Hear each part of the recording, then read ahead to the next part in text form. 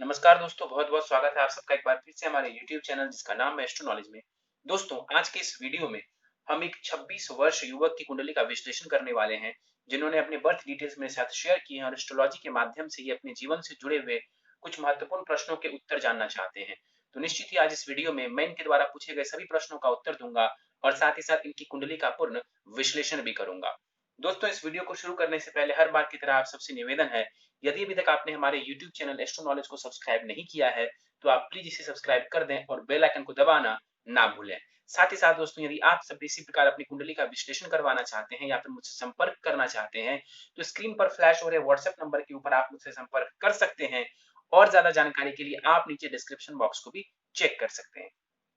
चलिए, वापस आते हैं इस विश्लेषण के वीडियो के ऊपर और सबसे पहले मैं आप सबों के समक्ष इनके द्वारा पूछे गए कुछ प्रश्नों को रख देता हूं। इन्होंने प्रश्न पूछे हैं, गवर्नमेंट जॉब के योग कैसे हैं? फिलहाल मैं 15-20 इंटरव्यू दे चुका हूं और यूपीएससी वगैरह के बारे में जानना चाहते हैं कि सफलता के योग कैसे हैं, कुंडली में बड़ा पद मिलने का योग है या नहीं। एलएलबी फाइनल ईयर में है, जानना चाहते हैं कि वकालत के क्षेत्र में जो है कैसी सफलता इनको देखने को मिलेगी।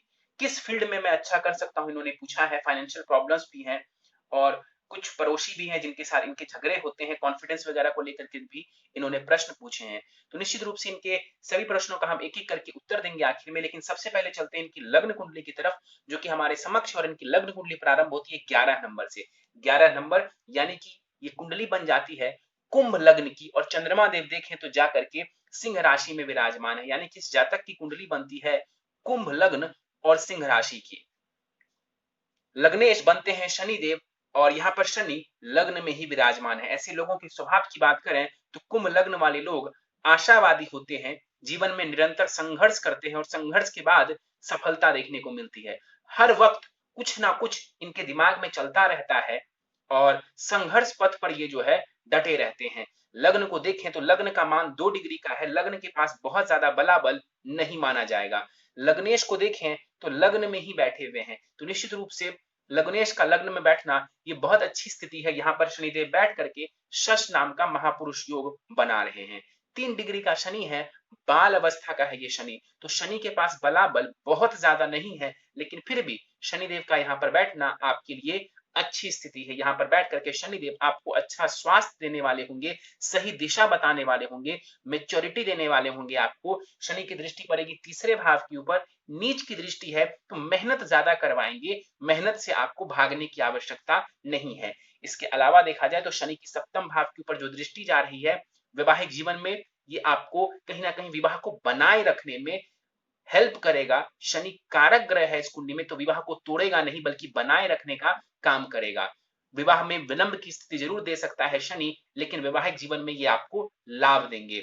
इसके अलावा शनि की दसम दृष्टि पड़ेगी कुंडली के दसम भाव के ऊपर, और ये 10वीं दृष्टि दसम भाव के ऊपर जो जा रही है, ये आपको कहीं ना कहीं करियर अच्छा देने वाला होगा, स्टेबल करियर देने वाला होगा। मंगल की राशि को देख रहे हैं तो कहीं ना कहीं मेहनत करने की आवश्यकता है। मेहनत करेंगे तो शनिदेव दसम भाव के ऊपर दृष्टि आकर के आपको लाभ की स्थिति करवा रहे हैं। चलिए आगे बढ़ते हैं, केतु के ऊपर चलते हैं। केतु यहाँ पर कुंडली के चतुर्थ भाव में सुख भाव में बैठा हुआ है। शुक्र की राशि में यहाँ पर केतु देव बैठे हुए हैं, नीच की राशि में यहाँ पर केतु देव बैठा हुआ माना जाएगा। 7 डिग्री के केतु है, बल इनके पास जो है करीब 50% के आसपास का माना जाएगा। चतुर्थ भाव में केतु बैठा हुआ है, सुख का स्थान है ये, और नीच की राशि में केतु है। इस भाव के स्वामी ग्रह शुक्र की बात करें तो शुक्र लाभ स्थान में जाकर जरूर बैठे हुए हैं, शत्रु राशि में है और अस्त के यहाँ पर होकर के बैठे हुए हैं। तो शुक्र का अस्त का होना ये बहुत अच्छा नहीं माना जाएगा। केतु यहाँ पर बैठ करके कहीं ना कहीं घर में कलह की स्थिति, माता के स्वास्थ्य को लेकर के परेशानी देखने को आपको दे सकता है। यहाँ पर केतु के बैठने से कहीं ना कहीं यदि आप कभी प्रॉपर्टी वगैरह लेते हैं तो उसमें भी सतर्कता बरतने की आवश्यकता होगी। केतु की दृष्टि अष्टम भाव के ऊपर जो जा रही है, स्वास्थ्य का ध्यान रखने की आवश्यकता है। दसम भाव के ऊपर दृष्टि जा करके करियर में उतार चढ़ाव दे सकते हैं, और 12वें भाव के ऊपर दृष्टि धन का व्यय करवाने वाली होगी। तो यहाँ पर केतु की प्लेसमेंट बहुत बढ़िया नहीं कही जाएगी। चंद्रमा के ऊपर चलते हैं। चंद्रमा यहाँ पर कुंडली के सप्तम भाव में विराजमान है, 10 डिग्री का चंद्रमा है, 50% बलाबल के साथ यहाँ पर चंद्रमा कुमार अवस्था में विराजमान है। इस कुंडली में देखा जाए तो चंद्रमा षष्ठेश है, यानी कि कारक नहीं है चंद्रमा। जाकर के कुंडली के सप्तम भाव में चंद्रमा बैठा हुआ है, यहाँ पर बैठ करके चंद्रमा कहीं ना कहीं आपको जॉब से लाभ करवाएगा। डेली जॉब यदि आप करते हैं तो आपको लाभ करवाने वाला होगा। यहाँ पर बैठा हुआ चंद्रमा डेली वेजेस के लिए, नित्य धन कमाने के लिए बढ़िया है। ऐसा कोई कार्य आप कर सकते हैं जिसमें डेली आपको आमदनी देखने को मिले, उस क्षेत्र में चंद्रमा आपको लाभ करवाएंगे। चंद्रमा यहाँ पर सिंह राशि का है। देखा जाए यहाँ पर चंद्रमा को तो शनि की दृष्टि इस चंद्रमा के ऊपर पड़ रही है और चंद्रमा अकेले बैठे हुए हैं, पीछे कोई नहीं और आगे भी कोई नहीं। तो यहाँ पर चंद्रमा के मध्यम दोष से पीड़ित है और शनि की दृष्टि पड़ रही है चंद्रमा के ऊपर और चंद्रमा की दृष्टि शनि के ऊपर पड़ रही है, तो कहीं ना कहीं यहाँ पर विष दोष का भी निर्माण होता है। तो आपकी कुंडली में चंद्रमा विष दोष में भी है और केमद्रम दोष में भी है। इसका मतलब है कि आपका जो मन है वो बहुत ज्यादा पीड़ित रहता है, आप मानसिक तौर पर बहुत ज्यादा परेशान हो सकते हैं। यहाँ पर बैठ करके चंद्रमा निश्चित रूप से आपको सुंदर पत्नी देगा, सुंदर लाइफ पार्टनर देगा, लेकिन इस चंद्रमा को बेहतर बनाने की आवश्यकता है ताकि आपका मन शांत हो सके। चंद्रमा की दृष्टि जो लग्न के ऊपर पड़ेगी तो कहीं ना कहीं ये जो है विष दोष जो शनि और चंद्रमा का बन रहा है यहाँ पर, तो मानसिक रूप से डिसीजन लेने में कोई परेशानी आ सकती है, आपको उससे बचने की आवश्यकता है। गुरु के ऊपर चलते हैं। 16 डिग्री के गुरु यहाँ पर कुंडली के भाग्य भाव में विराजमान है। यहाँ पर देखा जाए गुरु इस कुंडली में कौन है तो वो धनेश है और लाभेश है, यानी कि इस कुंडली में जो धन और आय संबंधित कार्य है वो गुरु के ऊपर है। गुरु धन के लिए इस कुंडली में देखा जाए तो जिम्मेदार है और जाकर के भाग्य भाव में बैठे हुए हैं। गुरु भाग्य भाव में बैठे हुए हैं शत्रु की राशि में, शुक्र की राशि में, लेकिन तात्कालिक मैत्री में हो जाने की वजह से यहाँ पर गुरु भी अच्छा रिजल्ट देंगे। देखा जाए धनेश भाग्य भाव में, लाभेश भाग्य भाव में बैठा हुआ है, तो निश्चित रूप से यहाँ पर गुरु के बैठने से आपको धन की स्थिति बढ़िया नजर आएगी। आप चाहें तो मेहनत वगैरह करके जीवन में अच्छा धन अर्जित कर सकते हैं। पैतृक संपत्ति वगैरह का लाभ भी आपको निश्चित रूप से देखने को मिल जाएगा। तो यहाँ पर गुरु का होना अच्छी स्थिति है आपके लिए। हायर एजुकेशन वगैरह के लिए भी यहाँ पर गुरु आपको लाभ करवाने वाले होंगे। गुरु के पास बलाबल भी बढ़िया है, हालांकि गुरु राहु के नक्षत्र में है तो थोड़ा अप्स एंड डाउन, धर्म को लेकर के अप एंड डाउन हो सकता है। इसके अलावा जो है हायर एजुकेशन में भी जो है थोड़ी सी परेशानी आपको देखने को मिल सकती है, लेकिन आप मेहनत करेंगे, डटे रहेंगे तो ये गुरु आपको सफल बनाएगा। गुरु की दृष्टि लग्न के ऊपर पड़ रही है, आपको ज्ञान देने वाला होगा। गुरु की दृष्टि तीसरे भाव के ऊपर जो पड़ रही है मेहनती बनाएगा, आपको साहसी बनाएगा। और गुरु की दृष्टि जो पंचम भाव के ऊपर पड़ रही है शिक्षा संतान दोनों के लिए ही ये लाभदायक है। चलिए आगे बढ़ते हैं, राहु के ऊपर चलते हैं। 7 डिग्री का राहु है, यहाँ पर 50% बलाबल के साथ दसम भाव में बैठा हुआ है। यहाँ पर बैठा हुआ राहु कहीं ना कहीं पिता के साथ संबंध और पिता के स्वास्थ्य में गिरावट कर सकता है। यहाँ पर बैठ करके जो राहु है करियर में आपको उतार चढ़ाव देने वाले होंगे। यहाँ पर राहु भी नीच की राशि में बैठा हुआ है, मंगल के घर में राहु है और मंगल देव लाभ स्थान में बैठे हुए हैं लेकिन अस्त के होकर के। तो यहाँ पर बैठ करके राहु आपको स्टेबल जॉब नहीं लेने देगा आसानी से। तो यदि आप चाहते हैं कि आपकी कोई स्टेबल नौकरी लग जाए तो उसमें आपको परेशानियों का सामना करना पड़ सकता है। देखिए वैसे तो हम नौकरी के लिए यहां से देखते हैं कुंडली के छठे भाव से, लेकिन दसम भाव ओवरऑल करियर को, आपकी पोजीशन को, आपके स्टेटस को बतलाता है। तो यहाँ पर राहु का बैठना कहीं ना कहीं आपको उन चीजों में भी परेशानी देने वाला है। राहु की दृष्टि यहाँ से द्वितीय भाव के ऊपर पड़ेगी। द्वितीय भाव के ऊपर दृष्टि डाल करके आपको वाणी संबंधित, फैमिली संबंधित और धन संबंधित परेशानी देने वाला होगा। शत्रु दृष्टि पड़ रही है, ये बहुत अच्छा नहीं कह सकते। राहु की दृष्टि चतुर्थ भाव के ऊपर जो जा रही है, माता के स्वास्थ्य का ध्यान रखिए और जब आप मकान वगैरह खरीदें तो लीगल मामलों का ध्यान आपको रखने की जरूरत होगी। और राहु की दृष्टि पड़ेगी कुंडली के छठे भाव के ऊपर, छठे भाव यानी कि जॉब भाव के ऊपर राहु की दृष्टि पड़ रही है, तो करियर भाव से बैठ करके जॉब भाव को देख रहे हैं, यानी कि आपके जॉब में भी ये डिस्टरबेंस देने वाले होंगे। आपकी गुप्त शत्रु हो सकते हैं। छठे भाव से हम शत्रुओं को भी देखते हैं, तो यहाँ पर राहु की दृष्टि आपको जो है जीवन में गुप्त शत्रु देने वाला हो सकता है। चलिए आगे बढ़ते हैं, चलते हैं कुंडली के लाभ स्थान की तरफ। लाभ स्थान में देखा जाए तो 4 ग्रह एक साथ युति बना करके बैठे हुए हैं। कई सारे तो योग बन रहे हैं यहाँ पर, लेकिन ध्यान से देखिए तो बुध अस्त के हैं, मंगल अस्त के हैं और शुक्र भी अस्त के हैं। तो यहाँ पर कोई भी जो योग है वो काम नहीं कर रहा ठीक से। क्यों? क्योंकि 3 ग्रह जो कि सूर्य के साथ बैठ गए हैं वो तीनों के तीनों अस्त हो गए हैं। इसका मतलब है कि इन तीनों ग्रहों का प्रभाव बहुत कम हो गया है। कई बार मैंने बताया कि बुध अस्त होने के बाद भी रिजल्ट देता है, लेकिन यहाँ पर बुध 16 डिग्री के हैं, सूर्य 17 डिग्री के हैं, बिल्कुल 1 डिग्री का फासला है। तो यहाँ पर बुध के पास भी जो बलाबल है वो बहुत कम हो जाएगा। सूर्य को देखते हैं, 17 डिग्री के सूर्य हैं, बलाबल सूर्य के पास अच्छा है। इस कुंडली में सूर्य सप्तमेश है, मारक ग्रह है। इस कुंडली के सूर्य कारक नहीं कहे जाएंगे, और सप्तम भाव के स्वामी ग्रह सूर्य जाकर के लाभ स्थान में बैठे हुए, तो निश्चित रूप से बिजनेस वगैरह करके आप लाभ कमा सकते हैं। निश्चित रूप से आपको जो है लाभ की स्थिति आपके विवाह के बाद देखने को मिल सकती है। सूर्य की दृष्टि कुंडली के पंचम भाव के ऊपर जा रही है, शिक्षा संबंधित ये आपको लाभ करवाएगा, ज्ञान देने वाला होगा, लाभ स्थान में बैठ करके आपको धन भी देने वाला होगा। लेकिन पंचम भाव के ऊपर दृष्टि संतान संबंधित थोड़ी सी परेशानी आपको ये दे सकते हैं। बुध को देखते हैं, 16 डिग्री के बुध हैं, अस्त के हैं, तो बलाबल बहुत कम हो जाएगा। इस कुंडली में बुध को देखें तो पंचमेश है और अष्टमेश है बुध, तो इस कुंडली में कारक कहलाएंगे बुध, क्योंकि वो पंचमेश है, त्रिकोण भाव के स्वामी ग्रह बनते हैं, और पंचम भाव का स्वामी ग्रह लाभ स्थान में जाकर के बैठा हुआ, यानी शिक्षा संतान से लाभ। लेकिन यहाँ पर अस्त के हैं तो बल काफी कम हो जाएगा। आप चाहें तो बुध के बलाबल को बढ़ा करके पंचम भाव से जुड़े हुए पॉजिटिव रिजल्ट्स ले सकते हैं। तो पंचम भाव यानी कि शिक्षा, संतान, लव, रोमांस का भाव, इन चीजों से जुड़ा हुआ आपको लाभ चाहिए तो बुध को बलवान कर लेंगे, बढ़िया लाभ आपको देखने को मिल जाएगा। दृष्टि नहीं होगी बुध की, क्यों? क्योंकि वो अस्त के हैं।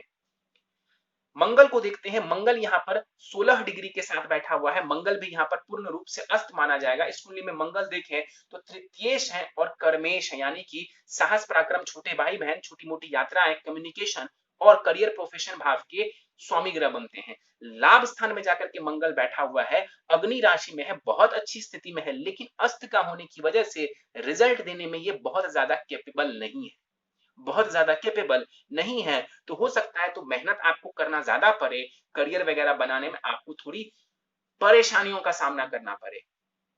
तो यहाँ पर मंगल के पास भी दृष्टि नहीं होगी, क्यों? क्योंकि मंगल अस्त के हैं कुंडली में। शुक्र के ऊपर चलते हैं, शुक्र यहाँ पर 14 डिग्री के साथ अस्त होकर के बैठा हुआ है, और लाभ स्थान में शुक्र बैठे हुए हैं। इस कुंडली में शुक्र कौन है? तो सुखेश है और भाग्येश है। कुंभ लग्न की कुंडली में सबसे ज्यादा योग कारक शुक्र बनते हैं। शुक्र का लाभ स्थान में बैठना बहुत ही अच्छी स्थिति है, लेकिन यहाँ पर शुक्र अस्त के हो गए तो पावर बुध और मंगल की तरह इनका भी बहुत हद तक कम हो जाएगा, न्यून हो जाएगा। तो यहाँ पर यदि आपको सुखों में वृद्धि चाहिए, प्रॉपर्टी लेना चाहते हैं, वाहन लेना चाहते हैं, तो शुक्र को बलाबल दीजिए। भाग्य का साथ चाहिए तो शुक्र को बलवान करिए, ज्यादा लाभ आपको देखने को मिल जाएगा। यहाँ पर देखें तो शुक्र और गुरु के बीच में राशि का परिवर्तन हो रहा है, ये राशि परिवर्तन बहुत शुभ है। आपका भाग्य आपको धन वगैरह कमाने में बहुत ज्यादा मदद करने वाला है। तो इसका मतलब है कि कुंडली में कुछ ग्रहों को यदि आप बलवान कर दें तो आपको जीवन में जो है लाभ की स्थिति देखने को निश्चित रूप से मिल जाएगी। चलिए, तो ये था आपकी कुंडली में ग्रहों का विश्लेषण। सीधे हम दशाओं के ऊपर चलते हैं। दशा देखा जाए तो फिलहाल आपको सूर्य की चल रही है, और सूर्य की महादशा आपको 2 अप्रैल 2021 तक रहने वाली है। सूर्य की महादशा में आपको फिलहाल शुक्र की अंतरदशा चल रही है, जो कि 2 अप्रैल 2021 तक रहेगी।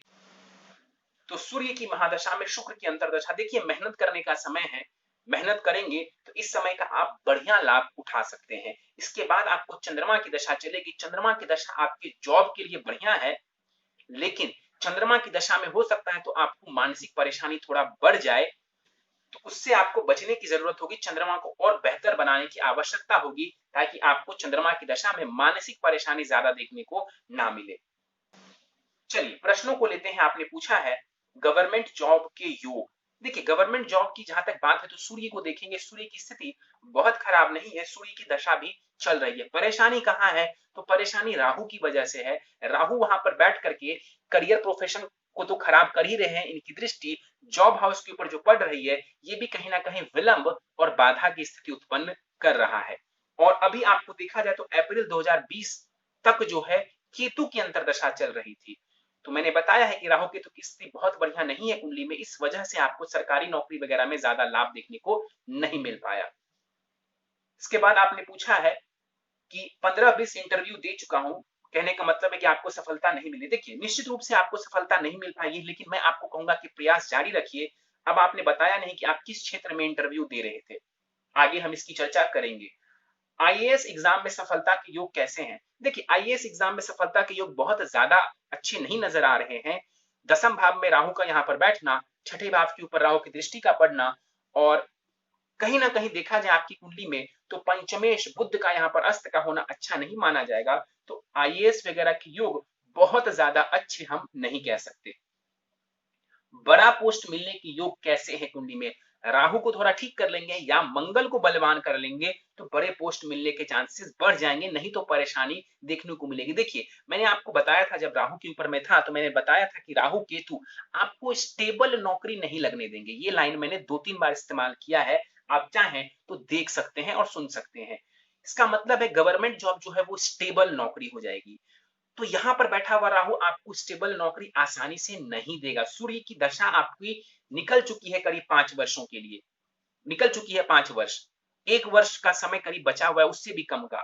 और सूर्य जो है वो कहीं ना कहीं गवर्नमेंट जॉब दिलवाने के कारक ग्रह हैं। सप्तमेश बनते हैं इस कुंडली में, मारक ग्रह बनते हैं, बहुत कारक तो नहीं है लेकिन फिर भी कारण ये नहीं है कि सूर्य की दशा खराब है या सूर्य खराब है। कारण ये है कुंडली राहु यहाँ पर बैठ करके काफी हद तक विघ्न उत्पन्न कर रहे हैं, और जिसके घर में ये बैठे हैं उसकी भी स्थिति कोई बहुत जबरदस्त नहीं है, वो भी अस्त की कुंडली में बैठे हुए हैं, तो प्रभाव बहुत कम है मंगल का। इस वजह से आपको परेशानी देखने को मिल रही है। तो कुछ उपाय कर लेंगे तो अच्छा पोस्ट मिलने के चांसेस बढ़ जाएंगे। एलएलबी फाइनल ईयर में हूं, ये क्षेत्र कैसा है? बहुत बढ़िया है, अति उत्तम है। आपकी कुंडली के अनुसार लॉ का फील्ड आपके लिए अच्छा है। कारण देखिए, शनि को न्यायाधीश कहते हैं, हम शनि देव को न्यायाधीश कहते हैं। लग्न में ही यहाँ पर विराजमान है मूल त्रिकोण राशि में शश नामक महापुरुष योग बनाकर, और कुंडली में नवम भाव को हम कानून वगैरह के लिए देखते हैं, धर्म के लिए देखते हैं, और यहां पर गुरु का आकर के बैठना जबरदस्त स्थिति है, जबरदस्त स्थिति है। और शनि और गुरु की प्लेसमेंट देखें तो नव पंचम योग बना करके ये दोनों बैठे हुए हैं, बढ़िया स्थिति है, बढ़िया स्थिति है आपके लिए। एलएलबी का क्षेत्र बहुत बढ़िया है, आप कहीं गलत जगह नहीं है, आपको इसी में अच्छी सफलता देखने को मिलेगी। इसके बाद इन्होंने पूछा है किस फील्ड में मैं अच्छा कर सकता हूं? निश्चित रूप से वकालत का क्षेत्र आपके लिए बढ़िया है। आपकी नवमांश कुंडली भी मेरे सामने है, यहीं पर मैं आपको रोक करके नवमांश कुंडली के एक पॉइंट को मैं बता देता हूं। शनि वहां पर भी लग्न में बैठा हुआ है और उच्च का बैठा है, और गुरु वहां पर पंचम भाव में बैठे हुए हैं। कहीं ना कहीं वहां पर भी शनि और गुरु का नवम पंचम का योग बन गया, और शनि का वहां पर भी अच्छा होना, इसका मतलब है कि आपको लॉ के फील्ड में अच्छी सफलता देखने को मिलेगी। तो आपके लिए ये फील्ड बढ़िया है, ये लग्न भी कंफर्म कर रहा है और नवमांश चार्ट भी जो है आपको इसमें कंफर्मेशन दे रहा है। इसके बाद आपने पूछा है फाइनेंशियल प्रॉब्लम्स है, घर में कोई कमाने वाला नहीं है।